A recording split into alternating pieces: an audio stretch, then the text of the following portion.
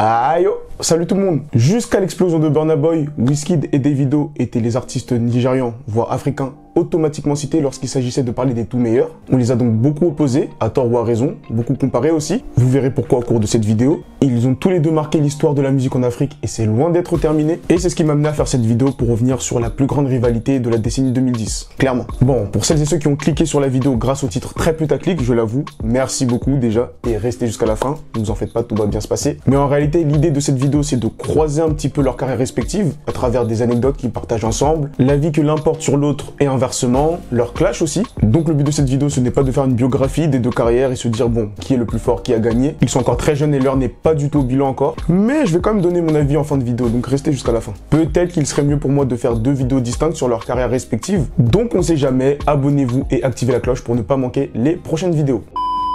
Comme toute bonne rivalité qui se respecte, elle concerne deux personnes de la même génération. Ils sont tous les deux nés dans le début des années 90, Wizkid en 90 même, et Davido en 1992. Soit le même écart d'âge qu'entre Cristiano Ronaldo et Lionel Messi par exemple.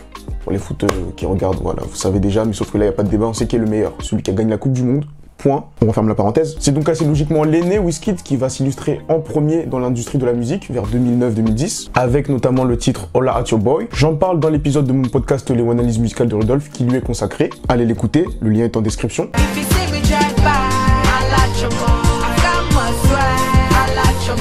Et ce morceau va être retenu comme le lead single de son premier album, Superstar, qui est sorti presque un an et demi plus tard, en juin 2011. Wizkid est à ce moment-là encadré et produit par Banky W. Et quasiment un mois avant, jour pour jour, Davido, qui n'a pas encore 19 ans, va sortir son premier single officiel en tout cas, avec Back When, en featuring avec Nate aussi, qui est de 10 ans son aîné.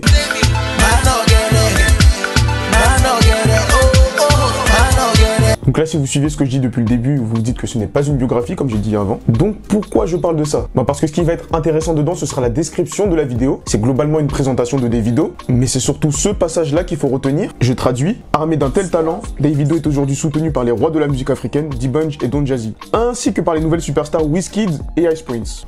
Bingo, on est dans le thème. Ici est la preuve irréfutable que Davido reconnaît et apprécie le travail de Wizkid. Ensuite, le temps passe, les deux Nigérians commencent à connaître de gros succès qui vont bien au-delà du pays.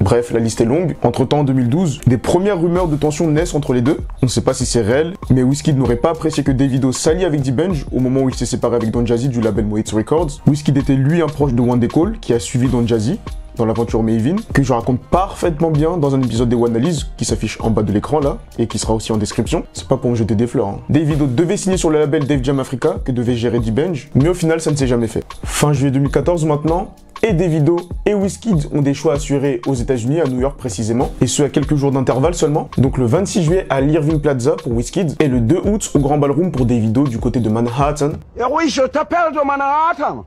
Oui, Manhattan, Manhattan. Tu peux venir encore, Manhattan. Les deux stars étaient dans le même vol, dans la même cabine, et tout s'est bien passé durant ce voyage. Maintenant, Wizkid fait son show, tout le monde est content, Wizkid le premier, et il décide de partager sa joie sur Twitter. Et c'est une partie de ce tweet qui va irriter Davido. Proper show, proper venue. T'es mal accent frère. Traduction, spectacle approprié, lieu approprié. Le natif d'Atlanta va se sentir visé et le prendre personnellement. Il va donc répliquer en disant « fais venir la moitié de ma foule à ton show avant de raconter de la D. Loser ». Bon, le type, c'est moi qui l'ai ajouté. Hein. Pour Davido, c'était clair qu'il s'agissait d'une attaque personnelle parce qu'il n'y avait que lui qui jouait à New York à ce moment-là. Et donc, au vu de son ressenti sur le tweet, ce qui a énervé Davido, c'est le fait qu'ils soient dans le même avion, qu'ils aient discuté ensemble, etc., que tout se soit bien passé, et qu'au final, il se prenne une balle perdue. Juste derrière, Wizkid va rétorquer en disant qu'il a dead ça, Chacal, à New York. Bon, Chacal, il l'a pas dit. Hein. Il donnait ensuite rendez-vous à ses fans à Londres et à Manchester pour des nouvelles dates. Et en reprenant sa phase, spectacle toujours approprié, lieu toujours approprié. Avec un hashtag que je ne vais pas traduire pour éviter les avertissements. Je veux la 1 sur YouTube maintenant. Derrière, Davido va tenter de remettre les choses à plat pendant une interview en disant qu'il n'est pas en bif, donc pas en conflit avec Wizkid. Il a répondu car il ne s'est pas senti respecté, mais qu'au final, il apprécie la musique de Wizkid et qu'il reste un grand fan. Bien sûr, tout en maintenant qu'il avait fait quelques mois avant un show bien plus impressionnant dans cette même ville de New York. Ce à quoi Wizzy a répondu en disant en gros, les négros stupides prennent le seum, personne n'a de temps à perdre avec ça, ATL, apprêtez-vous, soyez prêts. ATL, bien sûr, égale Atlanta. Et justement, j'ai pas fait de recherche dessus, mais j'imagine que Wizkid avait une prestation à faire là-bas. Mais si on force un petit peu, ce qui est sûrement mon cas, on peut penser que c'est une provocation à l'endroit de Davido, encore une fois, sachant que lui-même est né là-bas. Mais bon, ça c'est peut-être ma paranoïa personnelle. Mais bon, pas tant que ça quand même. Peut-être que, bon, Wizkid est intelligent, hein, il sait ce qu'il fait. Bref, mi-septembre 2014, soit un peu plus d'un mois après le petit clash là, Davido va saluer Wizkid pour la sortie de Ayo, son deuxième album, dans lequel on retrouve notamment Caro avec LX que j'ai passé tout à l'heure, et bien sûr Ojo Legba. Dans cette continuité, en décembre 2015, un moment historique, car les deux artistes vont partager une même scène, c'était à Lagos, dans un club. Ça a duré plus d'une dizaine de minutes, on va les voir partager des moments de complicité, chacun chante et apprécie la musique de l'autre. On aperçoit aussi Yemi Alade ou encore Falz dans la vidéo. Bref, c'est la franche camaraderie, comme on dit. Mais je connais Internet. Ce qui intéresse, c'est le sang, la bagarre, les coups, la trahison, les mensonges, les voleurs, les... Donc on va avancer jusqu'en 2017 et cette fois-ci c'est Davido qui va allumer la première mèche. C'est au moment où Wizkid va sortir son troisième album, Sounds from the Other Side. Bon, l'anglais ça a toujours pas évolué entre tout à l'heure et maintenant, toujours nul. Davido va publier une story sur Snapchat. Vous le voyez à l'écran mais la traduction littérale n'est pas pertinente. Donc en gros ce que Pon Sound désigne, c'est le style musical développé par Davido via les immenses succès de If I Tell You Say I Love You, oh. Et plus grand encore celui de Fall. Money fall on you. Banana fall on you. Je parle d'ailleurs de ce titre dans un épisode d'Analyse, c'est en description, allez l'écouter. Et donc ce que voulait dire Davido par là, c'est que les Sounds from the Other Side, les sons venus d'ailleurs de Wizkid là, ces sons-là n'ont pas une grande différence avec les morceaux afro-pop qui cartonnaient à l'époque, comme ceux de Davido ou Mad Over You par exemple. En gros, si t'as paumé tes lunettes, ben tu fais pas la différence. Bien sûr, Wizkid va sévèrement répliquer avec deux tweets, je cite, « Tu ne peux pas détester quelqu'un qui fait mieux que toi là où tu as échoué. Apprends et apprécie. » Deuxième tweet, évolue ou reste local, ne blâme personne pour tes échecs. Wizkid fait allusion au fait que la signature historique chez Sony de Davido, la première pour un artiste africain, n'a pas réellement eu l'impact voulu sur le plan international, mais de là à résumer Davido comme un simple artiste local, faut pas abuser non plus. Même si c'est vrai que la localité nigériane est big. Peut-être que la frustration de Davido viendrait d'ailleurs. Le plus gros morceau de l'album de Wizkid, c'est Comme Closer avec Drake, morceau qu'on ne présente plus, mais comme jusqu'à preuve du contraire, c'est toujours ma vidéo, je fais ce que je veux, on va quand même passer un extrait.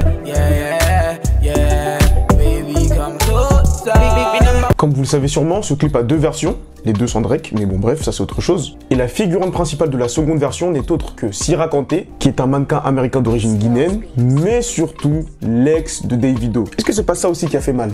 Hein ? On ne saura jamais. Un autre point qu'il faut mentionner, sans forcément rentrer dans les détails, c'est l'altercation, la bagarre. Voilà, ce que vous voulez là. Donc fin 2020, entre Davido et Burna Boy au Ghana, et ça sous les yeux de Wizkid qui a fait l'aveugle.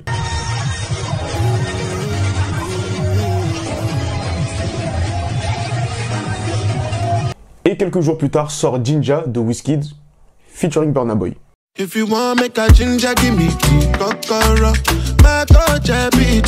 Cet épisode n'a fait que renforcer la dualité entre Wizkid et Davido, parce qu'à ce moment-là, Burna est clairement passé devant les deux, mais malgré ça, ça n'a pas empêché ces deux grosses têtes de collaborer. Pardonnez-moi l'expression, mais si t'es un connard de base, tu te dis bah, Wizkid et Burna Boy, ils ont fait un feat. Pourquoi Davido et Wizkid font pas un feat eux aussi? Bah. Mais ça n'a pas de sens puisqu'un beau franchouillard que je viens d'imiter n'écoute pas Wizkid et Davido. Mais bon, bref, on referme la parenthèse. Mais vous avez compris l'idée, et quasiment un an plus tard, jour pour jour, ils ont bissé ça avec Ballon d'Or. Mais bon, au final, les choses se sont apaisées, la preuve avec ces deux stories de Burna. La preuve aussi ici, tout dernièrement, c'était un mois avant la sortie de cette vidéo, dans le cadre de la promotion du nouvel album de Davido. Y'all do plan to make shit chill? I think, definitely, come on. He called me, I told you. He called me, Wiz called me, you know what I'm saying? And funny enough, me and Burna, like, used to be mad close. Like, you know that. Well, when I heard y'all was in the clubs and things got crazy, I was like, wait. It's funny enough, it wasn't even us, it just be our people. Like. Dedans, il parle aussi de Wizkid. Vous comprenez bien que tous les conflits sont maintenant derrière eux. Encore une petite preuve ici, en 2022. Faut voir Théma, les giga-collades, on dirait deux personnes qui se sont perdues de vue dans Sacré Soirée avec le vieux père Jean-Pierre Foucault. Maintenant qu'ils sont en bon terme, les gars, il s'agirait maintenant de fitter là, on est fatigué. Le fait que ce ne soit jamais arrivé, ça a aussi alimenté cette rivalité. D'autant plus que selon moi, ils sont largement complémentaires musicalement. Entre la fougue et l'énergie de Davido et le côté plus cool, plus smooth de Wizkid, le feu et la glace si on caricature. Donc messieurs, s'il vous plaît, asseyez-vous, discutez. Nous sommes dans un pays de paix et de dialogue.